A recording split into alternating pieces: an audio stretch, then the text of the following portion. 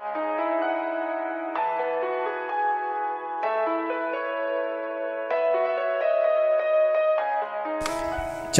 ja som Maniosek a vítam vás pri ďalšom tutoriále. Dnes si ukážeme ako na plugin CreeperHill, takže môžeme sa do toho pustiť. Takže napíšeme si trošku na Google, napíšeme si CreeperHill, dobre, CreeperHill. Necháme to vyhľadať. Tak, už sa nám to pekne tu nahľadá. No, mám to. Otvoríme si to pekne. Dobre, tak a stiahneme to. Je to anti-grief plugin, ktorý je, pekne to vyzerá, aj ozvučenie to má pekné. Dám menšiu ukážku, ak sa mi podarí nájsť, ako to je na YouTube. No tuto je to videjko, si ho môžete potom pustiť. Ja ho stiahovať nebudem, lebo už ho mám stiahnutý, takže šupnem ho na server. Ešte jedna vec, bola menšia prestavočka teraz, pesačná, som si dal takú menšiu prestávku a teraz sa zase do toho pustím. Stúpol počet odoberateľov, takže som rád, ďakujem vám. Tak, vráťme sa späť do práce, takže šup CreeperHill. No, nespí, no výborne. A dáme run, čiže spustiť. Počkam, kým sa to rozgeneruje a ozvem sa. Takže server sa nám rozgeneroval, takže pekne, krásne sa môžeme do toho pustiť. Tuto je napísané done, takže dáme stop. Dobre. Počkáme, kým sa stopne server. Tak. Menší výpadok, trošku mi to spadlo. Tak, môžeme pokračovať. Takže už by sa to mohlo zavrieť. No, necháme to tak. Takže rozgeneroval som nám tento pekný plugin. Tak, tu máme 3 sety a config. Otvoríme config.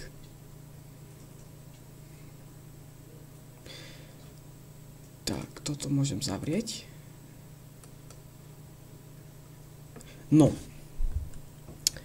tu máme pekné nastavenia tohto pluginu, všetko. Takže wait before heal, 60 sekúnd pri explózii, to je dĺžka časového limitu, ako dlho ma čaká, kým sa to začne opravovať samo. Vyzerá to dosť pekne, preto to natáčam nie ako anti-creeper, že to proste buchne creeper a nič. Toto sa mi viac páči, ale to je trošku náročnejšie na server. Takže wait before heal. Ja zvyčajne dávam tak 2 sekundy, to je také optimálne a oproti ohňu tiež 2 sekundy, to je také optimum. Hneď, jak to buchne, sa to pekne začne vynovovať. Ale keď chcete tak pomaly, že po nejakej dobe, tak nastavíte si tú časť trvá 2 minúty a za 2 minúty sa to opraví. Podľa mňa je 2 sekundy dobre, keď chcete na nejakú minihru, alebo niečo, že chcete, aby sa to opravovalo samo, tak nastavíte časový limit.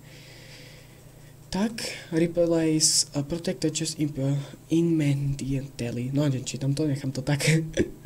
Či chceme nahradiť chránenú chestu, necháme false.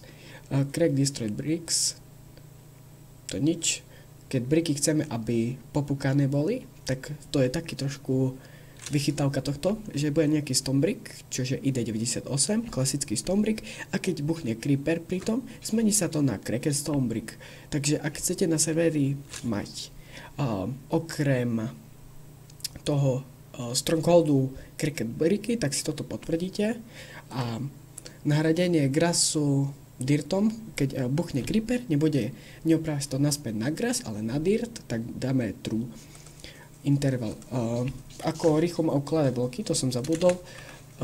Stačí 2 alebo 1, to podľa toho, ako chcete. Môžeme to savenúť a end wait set, počkajte, to si no, sa tam rozgenerovalo. Šup, zavrieme, výborne. Tak, tu máme nastavenia, wait before bind again, chance, enable, bla bla bla bla bla. To nič, s týmto sa nebavíme. To je také nepodstatné. A ešte tu, ešte bude to taký zvuk, ako keby sme zbierali itemy robiť. Taký pekný, vyzerá to dosť dobre, aj dobre to je na uši. Dobre to je na uši, trošku blbosť, ale dá sa to počúvať, vyzerá to pekne, len trošku náročnejšie na server. Tak, toto by bolo všetko z tohto kratučkého tutoriálu. Ešte čeknem toto log, no to je log, takže Ak sa vám videjko páčilo, nezabudnite dať like, ak chceš sledovať moju tvorbu, tak zanechaj odber. Takže ja sa s vami lúčim, čauko, čauko.